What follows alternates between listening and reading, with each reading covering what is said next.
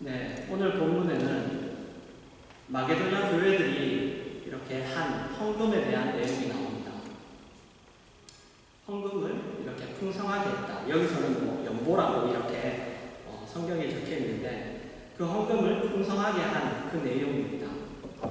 그런데 우리가 주목해야 할 점은 그것은 헌금을 하는 일, 여러분들이 이렇게 헌금을 하시는데 이 헌금을 하는 일을 은혜라고 표현한다는 점입니다. 은혜라고 이렇게 얘기합니다. 제가 항상 이렇게 예물을 위한 기도, 헌금을 위한 기도를 할 때면 하나님께서 나에게 이렇게 드리게 하신 이 은혜가 우리의 삶이 끝날 때까지 끝까지 이것이 없어지지 않기를 바랍니다라는 그런 기도를 헌금 기도 때 제가 헌금 기도할 때 꼭 합니다. 네. 뭐 헌금을 뭐 많이 내라 아니면 또 헌금을 또 받아내려고 이런 그게 아니라 헌금을 하는 일 자체를 성경이 은혜라고 얘기합니다. 은혜라고. 7절에 보시면 오직 너희는 믿음과 말과 지식과 모든 간절함과 우리를 사랑하는 이 모든 일에 풍성한 것 같이 이 은혜도 풍성하게 할지니라. 여기서 말하는 이 은혜란 헌금을 하는 일을 말합니다. 그러면서 이 헌금을 하는 일에 있어 풍성하라고 하죠. 그 이유는 헌금을 하는 일이 믿음과 말과 지식과 모든 간절함과 사랑하는 모든 일과 비견되는 것이기 때문입니다. 그것과 비견되는 그런 일이기 때문이죠. 그러니까 헌금을 하는 일을 하나님이 우리에게 허락하시는 하나님의 은혜라고 하며 그렇다면 하나님이 우리에게 허락하시는 은혜라는 것이 모두 다 우리가 하나님이 요구하시는 어떤 완성의 자리에 가기 위하여 필요한 것이든지 헌금을 하는 일도 그렇다는 뜻입니다.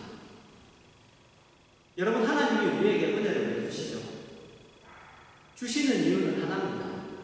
그 은혜를 주시는 이유는 우리를 하나님이 목적하신 완성의 자리까지 가도록 하기 위해서 그 은혜가 필요하기 때문에 그것을 우리에게 주시는 것이죠. 그런데 헌금을 하는 일, 이 마게도냐가 풍성하게 연보를 했던 일도 바로 똑같은 것이라는 것입니다. 하나님이 우리에게 은혜로 허락하시는 어떤 것, 그것이 은사이든 기회이든 감격적인 어떤 사건이든 그것은 모두 하나님이 우리를 사랑하셔서 우리를 온전한 하나님의 사람으로 완성하기 위하여 허락하시는 것들입니다. 거룩으로 가게 하는 것들이고 주를 닮게 하는 것들이고 신의 성품에 참여하게 하는 것들입니다. 다 그것을 위하여 있는 것들이죠. 그래서 우리는 이 헌금을 하는 일이 주님의 마음에 동참하는 일이라는 것을 우리가 잊지 않고 그리고 우리가 그 내용을 분명하게 확인해야 합니다. 여러분, 로마서 13장 8절에서 10절입니다. 피차 사랑의 빛 외에는 아무에게든지 아무 빛도 지지 말라. 남을 사랑하는 자는 율법을 다 이루었느니라. 간음하지 말라, 살인하지 말라, 도둑질하지 말라, 탐내지 말라 하는 것과 그 외에 다른 계명이 있을지라도 내 이웃을 내 자신과 같이 사랑하라 하신 그 말씀 가운데 다 들었느니라. 사랑은 이웃에게 악을 행하지 아니하나니 그러므로 사랑은 율법의 완성이니라. 이웃을 향한 어떤 계명이라 할지라도, 그죠? 10계명이 나오면 하나님을 향한 계명이 아닌 이웃을 향한 계명. 여기 나오는 간음하지 말라, 살인하지 말라, 도둑질하지 말라, 탐내지 말라 이런 계명이라 할지라도 어떤 계명이라도 내 이웃과 내 이웃을 내 자신과 같이 사랑하라는 말씀 속에 그 모든 것들이 다 들어가는 것이다 라고 이렇게 이야기합니다. 그래서 사랑은 율법의 완성이라고 얘기하죠. 사랑을 하면 다른 모든 것들은 다 완성된다고 하는 것입니다. 다른 모든 율법. 그러면 사랑을 하지 않는 것은 율법을 어기는 것이 되는 것이죠. 사랑을 하지 않고 다른 모든 것들을 한다고 해도 그것은 아무것도 아닌 것입니다. 우리가 계속해서 확인하는 것들이죠. 고린도전서 13장에서 얘기하시죠. 사랑이 없으면 아무것도 아니다. 아무것도 아닌 겁니다. 내 이웃을 내 자신과 같이 사랑하라고 합니다. 자신과 같이 사랑한다는 것이 무엇일까요? 내 자신과 같이 사랑한다. 여러분, 자기 자신을 돌보지 않는 사람은 없습니다. 그죠? 자기 자신을 다 돌보죠. 우리가 가진 어떤 작은 아픔이나 고통이라 할지라도 우리는 그것을 다 힘을 다하여, 내 힘을 다하여 다 고치려고 애씁니다. 내가 가지고 있는 것. 내가 가진 아픔이나 고통, 그 어떤 것도 내가 그것을 다 힘을 다해서 그것을 없애려고 하고 그것을 고치려고 하죠. 다른 사람의 아픔이나 고통은 있을 수 있는 일이고 두고 볼 수 있는 것이지만 나의 아픔이나 고통은 그렇지 않습니다. 즉시 해결해야 되죠. 두고 볼 수 없습니다. 바로 그렇게 하라는 겁니다. 다른 사람에 있는 아픔, 다른 사람에게 있는 고통, 다른 사람에게 있는 어떤 것이라도 마치 내 자신, 그것이 내가 되는 것처럼, 내 문제처럼 그렇게 그것을 그냥 있을 수도 있는 일이지, 아니야 이거는 뭐 시간이 지나면 해결될 거야, 그냥 두고 보는 거, 그냥 알아서 되겠지, 이렇게 두고 볼 것이 아니라 우리는 우리 자신의 일을 그렇게 해결하지 않죠. 우리 자신의 일에 대하여 그렇게 하지 않습니다. 바로 그렇게 하라는 말입니다. 여러분, 이것이 헌금이 가지는 가장 분명한 근거이자 원리입니다. 하나님이 우리가 아직 죄인 되었을 때 우리를 위하여 그 아들이신 예수 그리스도를 보내셔서 십자가에 못 박으십니다. 우리가 그것을 사랑이라고 하죠. 아니, 우리가 얘기하는 것이 성경이 얘기하는 겁니다. 이것을 두고 하나님이 그 사랑을 증명하셨다라고 이렇게 얘기합니다. 내가 나를 위하는 것 같이 다른 사람을 위하여 내어놓는 것, 사랑이죠. 헌금을 하는 일은 여러분, 사랑에 관한 문제예요. 사랑에 관한 문제. 그럼 사랑이 뭐냐? 사랑이란 무엇인가? 고린도전서 13장 4절에서 7절입니다. 사랑은 오래 참고 사랑은 온유하며 시기하지 아니하며 사랑은 자랑하지 아니하며 교만하지 아니하며 무례히 행하지 아니하며 자기의 유익을 구하지 아니하며 성내지 아니하며 악한 것을 생각하지 아니하며 불의를 기뻐하지 아니하며 진리와 함께 기뻐하고 모든 것을 참으며 모든 것을 믿으며 모든 것을 바라며 모든 것을 견디느니라. 이것이 사랑입니다. 사랑은 상대방이 잘 된다면, 상대방의 유익을 위해서라면 나는 죽어도 좋고 나는 손해봐도 좋고 나는 믿져도 좋다는 것입니다. 하나님이 우리를 사랑하실 때 어떻게 사랑하셨는지 생각해 보십시오. 하나님이 이스라엘 백성을 그들의 종으로 살았던 땅인 애굽에서 꺼내기 위하여 바로 앞에서 10가지 재앙을 내리십니다. 그래서 그들을 그 땅에서, 이스라엘 백성을 그 땅에서 꺼내시죠. 근데 여러분, 그들이 도망쳐 나왔습니까? 그들이 애굽에서 나올 때 도망치듯이 막 이렇게 도망쳐 나왔나요? 아니에요. 그렇지 않습니다. 하나님이 그들을 도망쳐 나오지 않게 하시고 빈손으로 나오지 않게 하시고 떳떳하게 애굽 사람들에게서 받을 것을 다 받아서 넉넉하게 나오게 하십니다. 애굽 사람들이 줍니다. 주면서 가라. 그들이 마치 빈손으로 도망쳐 나오듯이 나오지 않아요. 그렇게 애굽을 나온 그들에게 홍해를 갈라서 마른 땅을 건너게 하시고 낮에는 구름 기둥으로 밤에는 불 기둥으로 인도하시고 때를 따라 기적과 은혜와 경고와 심판으로 간섭하십니다. 물론 그들은 그 모든 것에도 불구하고 하나님을 사랑하는 일에 실패합니다. 우리가 구약에서 확인하는 내용이에요. 그럼에도 불구하고 하나님은 끊임없이 참으시고 품으시고 기다리시고 가르치시고 간섭하시죠. 여러분, 우리 속담 중에 자식 이기는 부모 없다라는 속담이 있죠. 자녀와 부모가 싸우면 언제나 부모가 진다는 이야기죠. 근데 부모가 왜 지죠? 부모가 실력이 없어서 집니까? 부모가 힘이 모자라서 집니까? 부모가 자식보다 훌륭하지 못해서 집니까? 아닙니다. 부모는 훌륭해요. 부모가 되었기 때문에 여러분, 부모는 훌륭해집니다. 자녀를 가지면 훌륭해질 수밖에 없습니다. 그래서 자녀를 두기 전에 훌륭해지는 부모는 잘 없어요. 어쨌든 부모는 훌륭한데 언제나 집니다. 그런데 진다는 것은 무엇을 의미할까요? 어떤 경우에 진다는 것은 어떤 경우에도 자녀를 향한 관심과 써야 할 힘을 중단하지 않는다는 것을 뜻합니다. 여러분, 그것이 사랑이죠. 그것이 사랑입니다. 자녀가 사랑을 받을 자격이 있는지 없는지는 따지지 않아요. 따지지 않습니다. 부모는 자녀가 잘 될 때까지 그 사랑을 중단할 수가 없습니다. 이것은 부모에게 책임이 아니죠. 책임이 아닙니다.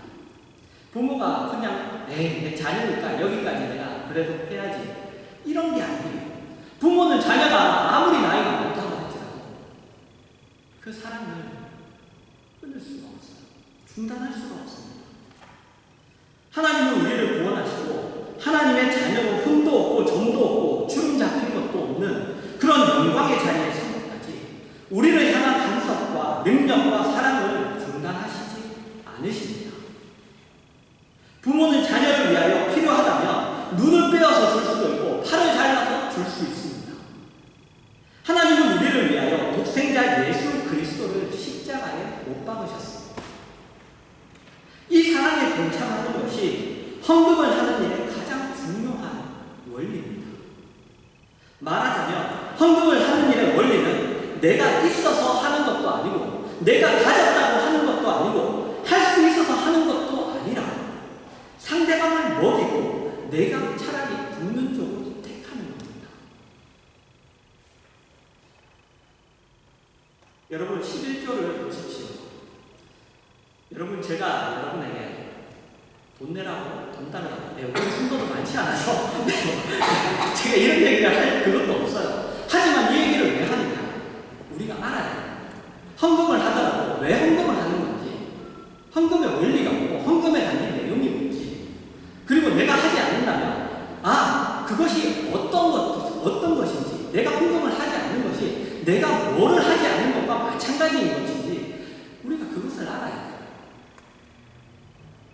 여러분 11조 이제 뭐랄까 요즘에 다들 별로 안 좋아하는 거죠. 헌금 얘기는 다들 안 좋아하죠. 그죠? 그래서 어떻게 하면 이걸 좀 사람들에게 부담감 없이 무리감 없이 얘기할 수 있을까? 이렇게 하는 경우도 있을지 모르지만 그러나 여러분 우리가 11조를 이렇게 합니다. 11조를 해요. 여러분이 11조를 하신다면 잘 하시는 일이에요. 잘 하시는 일입니다. 그것이 그냥 교회에 도움이 되고 교회 살림에 도움이 되고 아니면 교회가 어떤 일들을 하는데 도움이 되고 그런 차원이 아니에요. 그런 차원이 아닙니다. 몇 번이나 얘기하지만 사도 바울이 감옥에 있을 때 자신을 향하여 빌립보 교회가 필요한 것들을 들고 왔어요. 그때 사도 바울이 뭐라고 해요? 너희들에게 끊어졌던 그 마음이 하나님을 향하여 끊어졌던 그 마음이 그 은혜의 마음이 다시 일어난 것에 나는 감사한다. 근데 너희가 가져온 걸로 내가 기쁘지 않다. 나는 부하게도 살 수 있고 나는 어떤 부한 자리에서도 살 수 있고 나는 어떤 비참한 자리에서도 나는 아무렇지 않게 살아갈 수 있다. 이렇게 얘기해요. 그러면서 농담적으로 얘기했죠. 참 재수없는 얘기라고. 자기 도와주려고 가져왔는데. 그런데 여러분, 그런 의미가 아닙니다. 11조를 하신다면 여러분 잘 하시는 일이에요. 그리고 하지 않고 계신다면 오늘 말씀으로 여러분들 그 원리, 그 내용을 가지고 하시길 바래요. 그런데 여러분, 11조를 하신다면 나머지 10분의 9는 어떻게 사용하시는지 한번 생각해 보십시오. 11조를 했으니 나머지는 여러분 마음대로 쓰시고 계십니까? 나는 그냥 11절승이 됐다. 나머지는 내 마음대로 이제 쓰겠다. 여러분 11절을 한다는 것은 그냥 10분의 1을 드리는 게 아닙니다. 내가 100만 원을 가졌으면 그냥 10만 원을 그냥 드리는 거. 그런 게 아니에요. 그것이 아니라 내 전부를 하나님 앞에 드린다는 신앙 고백의 하나의 표입니다. 그래서 하나님은 11조를 우리가 가진 모든 것을 하나님에게 드린다는 그 하나의 표로 받으시는 거예요. 우리는 10분의 1을 드리지만 하나님은 그것이 모든 것을 드립니다라는 의미를 담고 있기 때문에 하나님은 모든 것을, 우리의 모든 것을 받으시는 거예요. 그것을 통해서. 그렇다면 그 나머지 10분의 9도 누구 거예요? 하나님입니다. 그 나머지 10분의 9도 하나님 것입니다. 하나님의 은혜입니다. 우리가 하나님으로 살기 위한 것들입니다. 우리의 인생 속에 있는 건강이든 지식이든 돈이든 어떤 재능이든 어떤 기회이든 우리 것은 없습니다. 우리 것은 없어요. 그래서 성경에 이런 고백이 나오죠. 로마서 14장 7절과 8절입니다. 우리 중에 누구든지 자기를 위하여 사는 자가 없고 자기를 위하여 죽는 자도 없도다. 우리가 살아도 주를 위하여 살고 죽어도 주를 위하여 죽나니 그러므로 사나 죽으나 우리가 주의 것이다. 우리는 우리가 가진 모든 것으로 나를 위하여 살지 않고 주를 위하여 살아야 합니다. 나를 기쁘게 하기 위하여 살지 않고 주를 기쁘게 하기 위하여 살아야 합니다. 그리고 주를 기쁘게 하는 것은 내 이웃을 내 자신과 같이 사랑하는 것입니다. 내 이웃의 유익을 위하여 기꺼이 내가 손해를 보며 내가 희생을 하는 것이죠. 그것이 사랑이고 우리가 하는 모든 신앙행위는 바로 그것을 위해 있습니다. 우리는 설교를 듣죠. 근데 무엇 때문에 설교를 듣습니까? 여러분은 무엇 때문에 설교를 듣습니까? 하나님이 무엇을 원하시는지, 무엇을 기뻐하시는지 알기 위하여 우리가 듣습니다. 그리고 우리는 은혜를 받습니다. 은혜를 받는다는 것이 뭡니까? 마음이 뭉클하는 겁니까? 눈물이 찔끔 나오는 겁니까? 은혜를 받는다는 것이 무엇입니까? 그것은 하나님의 그 생명을, 말씀을 내가 받아들인다는 것입니다. 내가 받아들인다. 그러면 그것들이 우리의 현실에 살아가는 일에 사용되어야 해요. 그 은혜. 그 들은 것이 내가 현실을 살아가는 데 사용되어야 합니다. 그러나 우리는 그렇게 안 하죠. 설교를 듣는 것으로, 은혜를 받는 것으로 그냥 끝납니다. 여러분, 그런 신앙생활은 없습니다. 그런 신앙생활은 없어요. 오늘 본문이 여러분 이렇게 이야기하고 있습니다. 9절에 보시면 우리 주 예수 그리스도의 은혜를 너희가 알거니와 부요하신 일에서 너희를 위하여 가난하게 하시고 그의 가난함으로 말미암아 너희를 부요하게 하려 하시니라. 여기서 은혜는 환난의 많은 시련과 극심한 가난 속에서도 풍성한 헌금에 참여했던 마게도냐 교회가 받았던 그 은혜를 말합니다. 그리고 하나님의 그것을 일하심에 동참하는 은혜, 그리스도의 남은 고난을 짊어지는 은혜를 얘기하죠. 그리고 그 은혜의 원형, 그 은혜의 본질은 뭐냐? 예수 그리스도의 낮아지심입니다. 그분의 낮아지심. 여기서는 가난해지심이라고 나오죠. 그분의 낮아지심입니다. 이웃을 자신과 같이 사랑하여 우리를 구하기 위하여 우리를 지으신 창조주 하나님이 인간으로 이 땅에 오십니다. 빌립보서 2장은 예수님의 이 가난하게 되심을 이렇게 이야기합니다. 빌립보서 2장 5절에서 8절입니다. 너희 안에 이 마음을 품으라. 곧 그리스도 예수의 마음이니 그는 근본 하나님의 본체시나 하나님과 동등됨을 취할 것으로 여기지 아니하시고 오히려 자기를 비워 종의 형체를 가지사 사람들과 같이 되셨고 사람의 모양으로 나타나사 자기를 낮추시고 죽기까지 복종하셨으니 곧 십자가에 죽으시니라. 자기를 비워서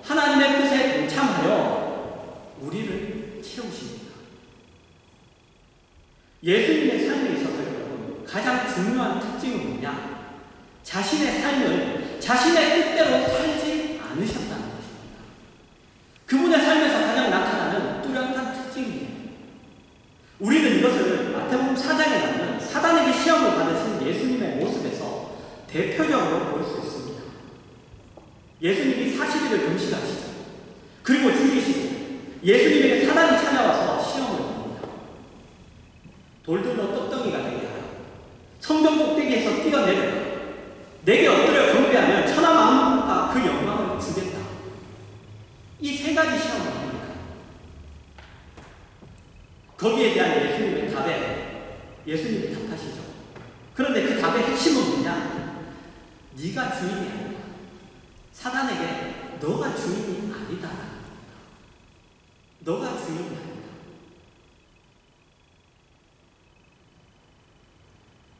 나는 지금 인류를 구원하기 위한 메시아로 왔다. 하나님의 종으로 왔다. 그렇기 때문에 나는 하나님 아버지의 명령만 듣는다입니다. 사단의 시험은 예수님이 다 하실 수 있는 일이었습니다. 예수님이 그 일 못하겠어요. 예수님이 다 하실 수 있는 일이에요.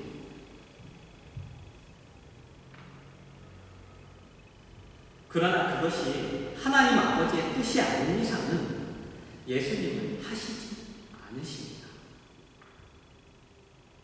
그래서 예수님의 삶을 보면 우리가 마음에 막 시원할 만큼 그런 통쾌한 일도 없고, 그리고 어떤 일들은 뭔가를 자꾸만 이렇게 미루는 듯하게 보이고, 어떤 문제는 막 시원스럽게 이렇게 막 푸시지도 않으시고, 그냥 이렇게 슬쩍 그냥 이렇게 비껴가시는 그런 모습들을 많이 봅니다. 왜냐하면 그것을 통쾌하게 풀고 그것을 화끈하게 해결하고 하는 것이 하나님의 뜻이 아니기 때문에. 그분은 하실 수 있지만. 그래서 여러분, 복음서를 보면 예수님이 자주 하시는 말씀이죠.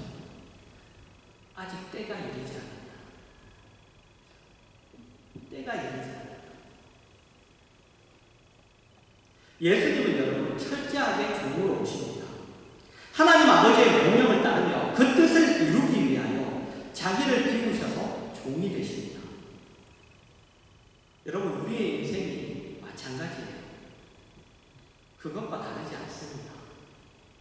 우리의 인생이 그렇습니다. 그리고 헌금을 하는 일은 여러분, 그 중요한 하나의 상징적인 행위예요. 그 중요한 상징적인 행위입니다. 우리가 하는 모든 것들 다 상징적인 행위예요. 주일에 예배를 이렇게 드리는 것, 상징적인 행위예요. 어떤 행위? 하나님과 나는 약속으로 묶여있다라는 행위입니다. 여러분들 내일 읽을 성경 읽기에 그 본문에 보면 나와요. 안식일을 왜 지정하셨느냐? 너와 내가 약속을 했다는 표징이라고. 그것이 나한테 유익하냐, 나한테 도움이 되냐, 그것이 꼭 해야 되냐, 이런 문제는 여러분 2차적인 거예요. 2차적인 문제입니다. 하나님이 나에게 주신 것으로 하나님에게 드립니다. 하나님이 주신 것으로 하나님을 위하여 일하는 대표적인 신앙 고백의 행위가 헌금을 하는 일이에요. 여러분들이 하는 말씀을 보는 일, 기도를 하는 일, 그것과 헌금을 하는 일이 조금 더 다를 바가 없어요. 내가 하나님의 사람으로 하나님이 맡기신 삶을 하나님에게, 하나님이 시키신 일을 하나님에게 그대로 순종하여 바치고 있다는 것에 두드러진 형태가 바로 헌금을 하는 일이에요. 그거의 표가 바로 헌금을 하는 일입니다.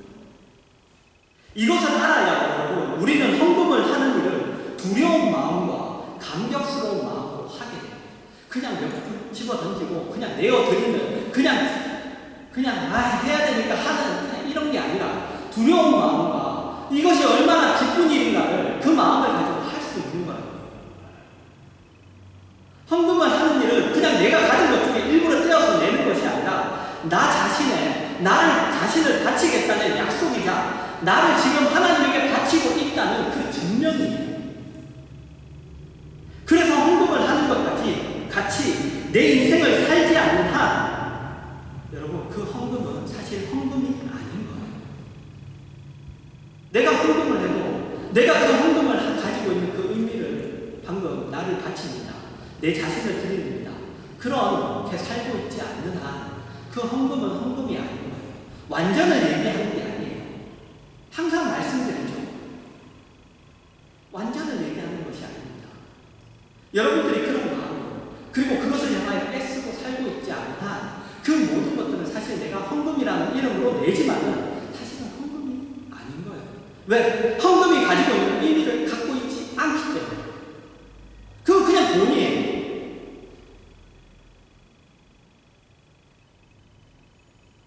그래서 예수님의 가난해지심, 비우심, 낮아지심, 동대심, 순종은 어디까지 가느냐? 십자가를 지시는 죽음으로까지 갑니다.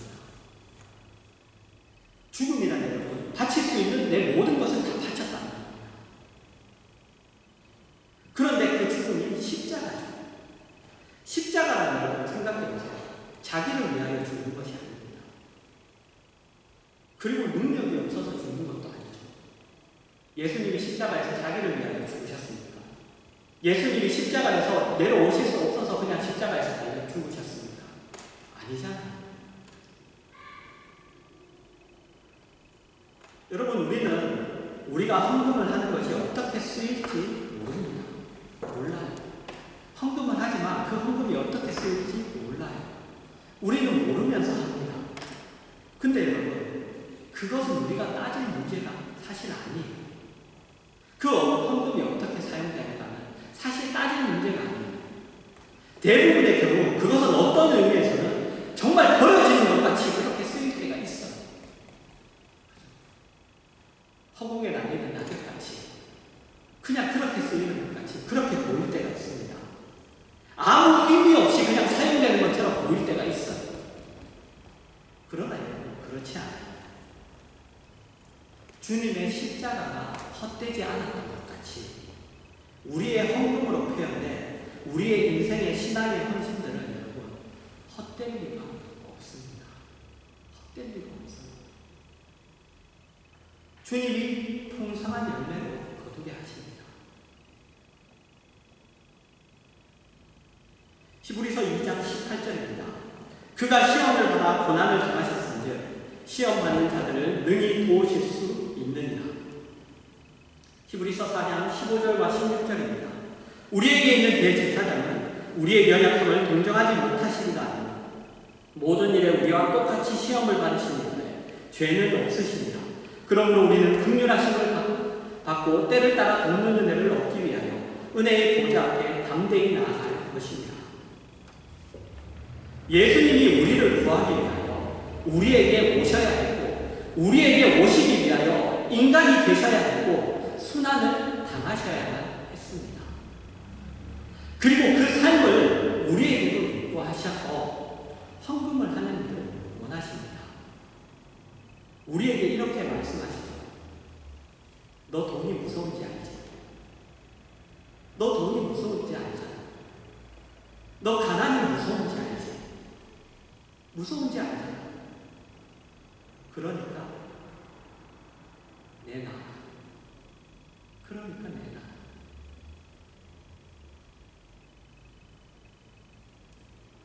여러분 같은 처지에 있는 사람들을 생각하십시오. 같은 처지에 있는 사람들. 여러분의 처지를 억울해하시지 마시고 여러분이 처한 그 억울함 때문에 그 억울함과 그 처절함에 있는 사람들을 기억하십시오. 우리는 그것을 위하여 그 처지에 보냄을 받습니다. 하나님이 나를 덜 사랑해서 내가 남보다 가난하고 내가 남보다 억울한 처지에 있는 것이 아니라 그런 처지에 있는 사람들을 도우라고 나를 그 처지에 보내시는 겁니다. 주님이 우리를 구하기 위하여 이 땅에 오신 것처럼 그 형편에 가보지 않았다면 우리가 그 사람들의 그 형편을 이해할 수 없었기 때문에 그 자리에 보냄을 받는 겁니다. 넉넉히 가지셨습니까? 여러분이 넉넉히 가지셨다면 여러분 넉넉히 가진 자들 앞에서 그 가진 것을 어떻게 쓰는 것이 진정한 사랑인가를 보이십시오. 그리고 여러분이 어렵다면, 가난하다면, 어렵다면 작은 것을 하나 나누십시오. 작은 것 하나라도 나눠야 됩니다. 어렵기 때문에 안 나누는 게 아니에요. 어렵기 때문에 작은 것 하나를 나눠야 돼요. 여러분, 작은 것 하나가 그 어려운 환경에서 얼마나 귀중한 건지 알잖아요. 성경에도 나오죠. 그 목이 마르는데 생수를 줘야지, 물 1리터를 줘야지, 물 한 컵을 줘야지가 아니에요. 그 목마른 자가 얘기하는 건 딱 하나예요. 손가락에 그 물 찍어서 내 혀에 이렇게 살짝만 갖다 대줘라. 부자와 나사로 비유에 나오잖아요. 지옥에 있는 부자가 얘기하잖아요. 나사로에게, 천국에 있는 나사로에게 내가 너무 목이 탔다. 그 물 한 방울만 손가락에 찍어서 내 입에 이렇게 대줘. 그 어려워서 작은 것 하나가 소중한지 우리가 압니다. 여러분, 그것을 위하여 하나님이 우리를 어려운 처지에 있다면 그 어려운 처지에 보내고 나누게 하십니다. 여러분, 우리의 비극은 우리가 가진 비극은 여러분, 내가 가지지 못한 것에 있는 게 아니에요. 내가 가지지 못한 것, 내가 공유하지 못한 것, 그게 우리의 비극이 아니라요. 그게 우리의 어려움이 아니고, 그게 우리의 비참함이 아니에요. 우리의 비극은 하나님을 모르고 자기만을 위하여 살 수밖에 없는 것, 그게 비극이에요. 그게 비참한 겁니다. 그게 버립니다.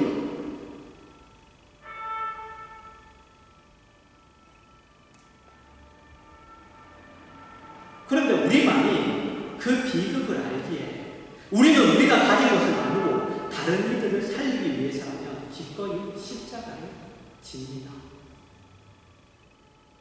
이것이 헌금을 하는 일이 가지는 원리예요. 하나님이 우리에게 맡기신 여러분, 복된 사명이에요. 복된 사명입니다. 여러분, 우리는 이미 가진 자예요. 가진 자입니다. 나는 지금 가진 것이 없는데요. 그렇다면 여러분은 가장 귀중한 것을 저기 던져놓고 다른 것 가지고 자꾸만 비교하는 거예요. 여러분, 우리는 기꺼이 나눌 수 있는 자예요. 우리는 기꺼이 나눌 수 있는 자입니다. 왜요? 그 하나님이 우리 안에 계세요. 하나님이 그 안에 있는 사람은 그 안에 없는 사람들은 하지 못하는 일입니다. 세상 사람들은 하지 못합니다.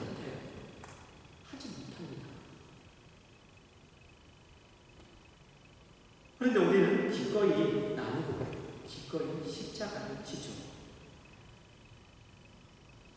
그래서 여러분, 헌금이 그냥 가진 것 다 내놔라 이런 것도 아닙니다. 여러분, 헌금의 진정한 원리는